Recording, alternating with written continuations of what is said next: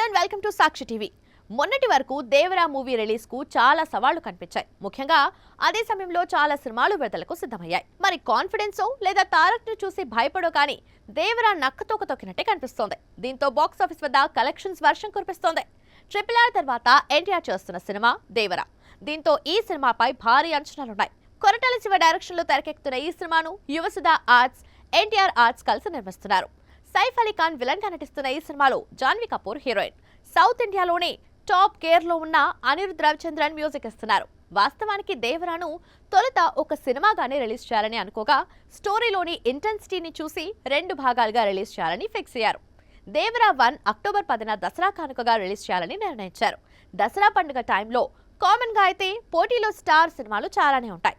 కానీ దేవరాకు పోటీగా వచ్చేందుకు ఎవరూ ఆసక్తి చూపించట్లేదు. సంక్రాంతి లాగానే దసరాకు ఫుల్ పోటీ ఉంటుందని అనుకున్నారు. కానీ ప్రస్తుతానికి ఎన్టీఆర్ దేవర మాత్రం కన్ఫర్మ్ కాగా మిగతా సినిమాలేవి ఫిక్స్ కాలేదు. టాలీవుడ్ నుంచి మంచు విష్ణు, కన్నప్ప మాత్రమే దసరా బరిలో ఉండే అవకాశం ఉంది. అయితే వీరి మధ్య ఉన్న మంచి రిలేషన్ కారణంగా ఎన్టీఆర్ కు పోటీ ఎందుకని కన్నప్పను కూడా తప్పించే అవకాశాలు లేకపోలేదు. మాస్ మహారాజా రవితేజ, మిస్టర్ బచ్చన్ దసరాకి రిలీజ్ చేసే ఛాన్స్ ఉంది. ఇక సూపర్ స్టార్ రజనీకాంత్, వెటాయన్ కూడా దసరాకి రిలీజ్ అంటున్నారు.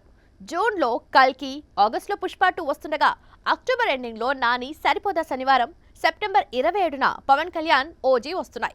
మిగతా సినిమాలన్నీ నవంబర్, డిసెంబర్లో రానున్నాయి.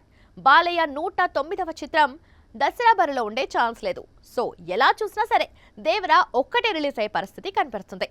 ఎన్టీఆర్ తో పోటీ పడడం ఎందుకు అనటాన్ని పక్కన పెడితే RRR తో వచ్చిన గ్లోబల్ రేంజ్ ఫాలోయింగ్ కోసం కొరటాల, యంగ్ టైగర్లు మనసు పెట్టి ఈ మూవీ చేస్తున్నారట.